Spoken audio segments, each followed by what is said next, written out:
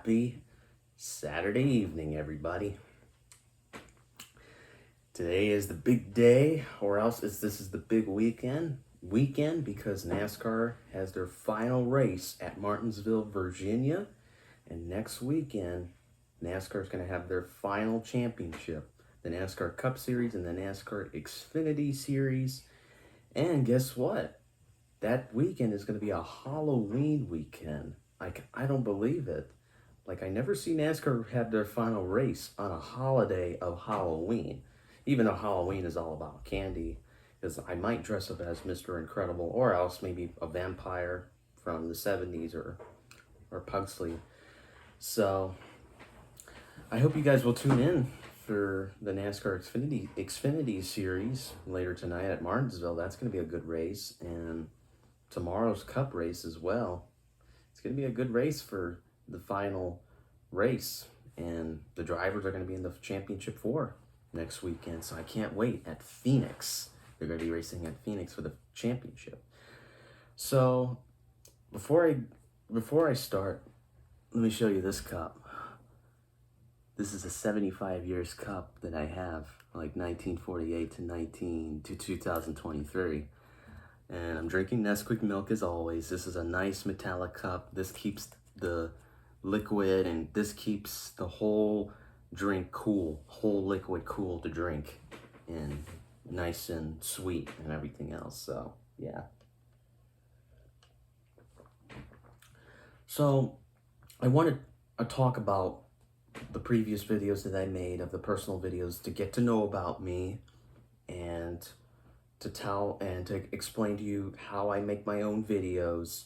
So let's just, revisit that whole list again and that whole speech again, what I said 2 weeks ago, and let's go. So you guys know that most people don't know this about me. You guys know that I didn't start speaking until I was 4 years old, and I had a dream to use my voice to speak to the world, to turn my biggest challenge into my biggest dream of becoming a racing commentator. I wanted to do that for a living because it was in my blood, and I wanted to communicate properly and to express to the whole world and share my passion to the world. You guys knew that for sure. You guys know that for sure. And the channel, we're taking good steps. We're doing growth. Taking steps in growing my voice and using my skills and using my confidence, and in inspiring you guys to use your own voice to share to the whole world that whatever career you want to do, just like me, just like what I'm doing. Listen, it doesn't have to be commentating. If you guys want to be a commentator or a race car driver, then go for it. Go for the big numbers. If it's a different career, then that's good. Then that's okay. That's your plan, not mine. But it's a way to inspire someone else to find their own voice. That way you can inspire another person's voice. It's a complete cycle to do over and over and over again. So, and then the story about me making racing videos on the treadmill, and yeah. So, and there was one more thing we're going to revisit about. Another one, not one more. Another one we're going to revisit is when I first heard about racing. The previous video, I said I first heard about racing from my dad and my grandmother, and the legends that they told me stories about was the King, Richard Petty, the Silver Fox, David Pearson, Cale Yarborough, and Bobby Allison, and Buddy Baker, and Benny Parsons, the 4 main good old boys from the South. And that's what got me hooked up to racing and got me interested. And Grandma Bev told me a story about how the sport was growing and how how the sport was growing and becoming very, very popular in America. And my dad also told me about the biggest prestigious races that NASCAR ever had was Daytona, Talladega, and other great inaugural racing events as well. And then also, when I went to Daytona 3 years ago, it was an unforgettable scene that I ever had. It was very, very unforgettable. Like, the cars were like flying by like fighter jets, and it was amazing. And the whole place was big, and the track was so big. I get to meet the drivers. I had the big chance to meet the drivers.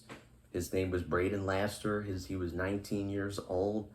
I went with my parents, and that was 3 years ago, and I was 13 years old. Excuse me. I was 13 years old when I went there. It was an unforgettable dream and an unforgettable moment that I had in my life. That's what got me in love with racing in NASCAR and other racing series.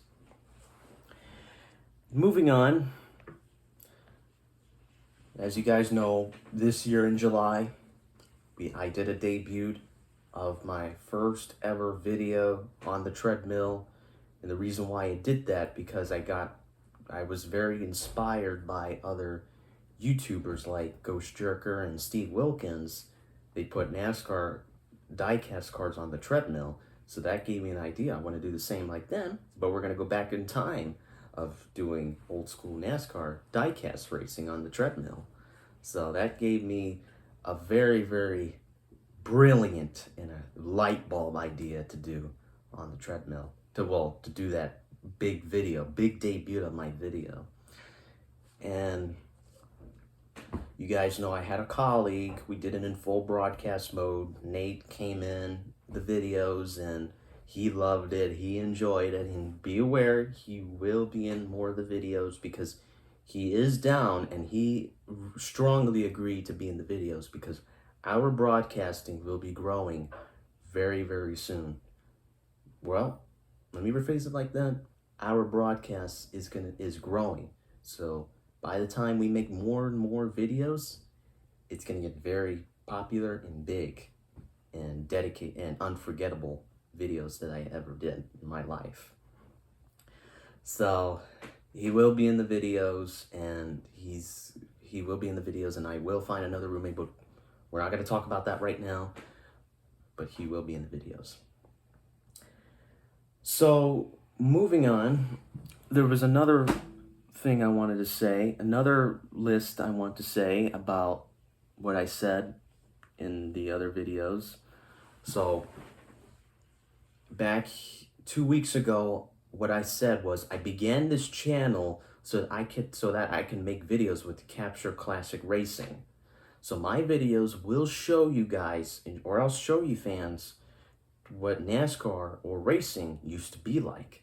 Back then when it was gritty and raw, and back when it was gritty and raw and more, Southern culture and more Southern culture and more unrestricted. That's the word I was looking for, unrestricted back then. Like, for example, you see the drivers in the 1950s. No Hans device, no safety rules, and no technology at all. They had none of that at all. They just had a risk of, fighting, racing against each other for the win without any safetiness and going 200 miles per hour, going to 199 miles per hour unrestricted. So that was very, very, it was very, very epic and very, very interesting to see. And it was really unrestricted, like I said, back then, because the rules were pretty loose. Like, the rules wasn't a big deal for that in the 50s, and the cars went faster than they do today, than today's NASCAR. And there were no roll cages, no cooling fire system. You just had to duke it out with the heat all day long, and then once you get out of the car, that's when you're going to drink fluids and hydrate yourself as possible as you can. And excuse me, no full face helmets. All they had was open face helmet, and you see the face, you see your eyes, your face, your nose, and then you have goggles on, and no too much of a fire suit. All they just wore was you know, semi-regular clothes. But they wore regular fire suits, but no fire resistant. And you know, it was a lot more dangerous back then. It was a lot more dangerous than today. Like, watching the videos of raw and gritty action from the old NASCAR racing had really, really inspired me to create my own videos, to introduce it, and to go back in time, just so you guys can understand what NASCAR, how NASCAR developed into the South and developed into worldwide, series, into a worldwide national series around America. So these videos will simulate racing from a different golden age and take us back in time to grow my passion and racing, and turn it into a career. And guess what I'm going to be? I'm going to be a classic commentator. That's what I'm going to be, because that is what I really wanted to do. And the first thing I did was study how legendary commentators like Ken Squire, Mike Joy, Bill Fleming, and Jim McKay brought the excitement and storytelling to every single race that they traveled to. And secondly, I practiced using my voice, like my speech and during activities, and when I did morning announcements at my high school, and when I did an MC award. I practiced using my speech for that, and that is what I really wanted to do as a commentator for a living. And it increased my public speaking skills. It literally increased my public speaking skills. And finally, I had to research the drivers in historic races, so my videos would be accurate and true to you fans to understand what happened in each race and what happened with the drivers that year, and with full of details and full of evidence and full of excitement. So by doing this, this really interested me, my knowledge about racing. So my research and creativity for racing helped me to turn my love for racing into a true passion that I can share with others, just like you guys. So that's what I really wanted to do.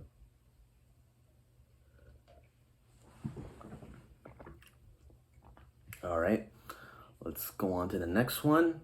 There's one more thing I wanted to say, and then there's one more thing after I said about the conclusion. There's one more detail I want to add in after the conclusion for this video. Let me just do the conclusion first. I want to do it first. Okay, here we go. In conclusion, my journey to becoming a classic racing commentator has been built on curiosity, dedicated and passion and growing for the sport. First, I began by researching the history of NASCAR and other motorsports and learning about legendary drivers who shape the sport. Second, I developed my own videos, racing videos for combining storytelling and racing knowledge to bring the past to life into full broadcast mode. We're going to do it in full broadcast. And plus, our broadcast will be growing at the time. It will start growing, and our broadcast will take a lot of development once we do each videos and once we do lots of commentary.